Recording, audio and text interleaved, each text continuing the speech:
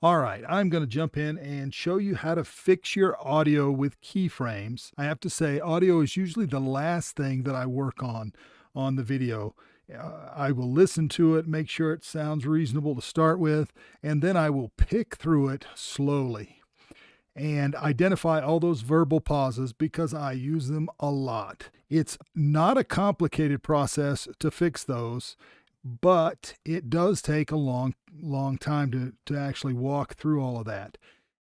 The first thing you want to do is just get your video down on the video track. You don't have to do anything else with it. What you want to do is you're going to listen. As you listen, you're going to identify those places that you want to fix. You just start at the beginning of the video and start listening. Hello, everybody. My name's Bill, and I know stuff. Now, I have gotten a few. There was one right there. I said the word now almost immediately. What I'm going to do is I'm going to use a marker to mark this and just keep listening. And the marker is right there. It'll pull that up. And you can actually call these different names. You can name anything. But what they do is they give you an idea of where you might want to come back to or what you might want to do something with.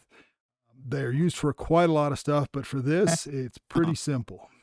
All right, let's keep listening real quick. I've gotten a few questions about where I get my videos from that I use for my Shotcut demonstrations.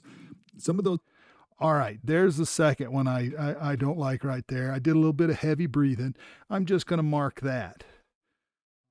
So I've got a couple marks. I am not going to do the entire video well, I am going to do the entire video, but I'm not going to make you listen to me do this whole thing. We are going to jump to the next section where I've got it all marked out, and then I'm going to show you how to deal with those. Now you can see after I listened, where the markers are all the places that I've identified something that I don't really want to hear in the video. Could be a verbal pause, could be and or now, which are both verbal pauses that I use quite frequently. All right, let's jump in and show you how to get rid of those now. We're going to go ahead and select the track, select the filter. In this case, we want gain and volume. We're going to go ahead and hit the keyframe for this. That'll pull it up. That's the very first keyframe. Now there's some jumping back and forth between here and the markers for me because if I jump to the marker, I know where the so I can basically put it on the marker, jump to the keyframe. All right, that first keyframe can stay. And then I can usually identify, and I may have to zoom in just a little bit to see what I want to get rid of. Now, obviously, I want to get rid of now. I'm not going to show you how to do every single one of these. It's a very tedious process, but the first thing you do is create your keyframe. And these are all linear because I want it to all go back to 0 when I'm done. Go to the other side, create 0 again, go to the middle, create another one, and let's set this one at -20. If the volume's really high, you may have to go a little lower than that. You should be able to play with it and see.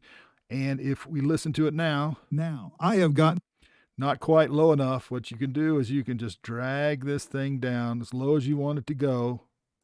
Now, I have gotten a few questions about. That does not disrupt your video at all. It's just a little longer pause. I have gotten a few questions about where I get my. Jumps right in there. So let's do one more, and we'll jump to the next one where I'm using the markers to find it. This is the fastest way. Let's see what I don't like here. Let's play it.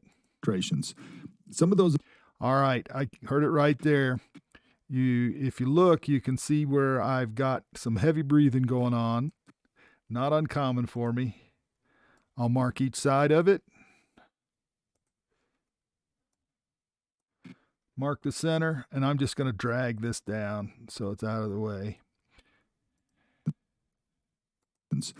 Some of those I've shot myself, but and you just can't hear it. It drops off very quickly, especially if you do that. And most of you do that. In rare cases, you may have to slope it down, bring it over, and bring it back up, depending on how long the pause is that you're trying to do away with. I'm going to do every single one of these in this video. You can mark them, jump back and forth through the keyframes, and then delete them as you go. I'm going to show you an example of doing one with more than one in the middle. Now,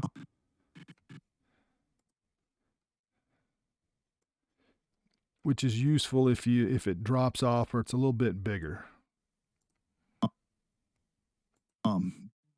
This website has been around. It's Pixabay.com. This website has been around for 10, 12 years at this point. And that's how you do it. All right, that is the one place I did actually make a cut because I took some of the video out. I have to redo the filter on that one. So, verbal pause, add gain again. Go ahead and hit keyframes, open it up. Find it on the timeline where I think the pause is. Let's listen. It's a great place. So if you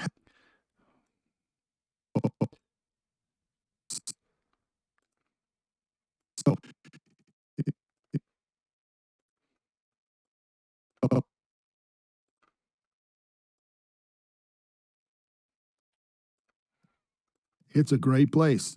If you hadn't already quit watching, now's the time to jump off this video. All right, there we go. That is how we do it. I have gone through, and you notice I haven't had to chop up my video. If you tried this before without keyframes, if I did this every place I had a marker, I would have had to cut and at least my audio, I could detach it and put it back together. The nice thing about this is I don't have to worry about separated audio or video. It's all together, and it's simple to work with. All right, hopefully this has been helpful for you. If it is, hit that like button. Think about subscribing. Y'all be good. Take care. Bye-bye now.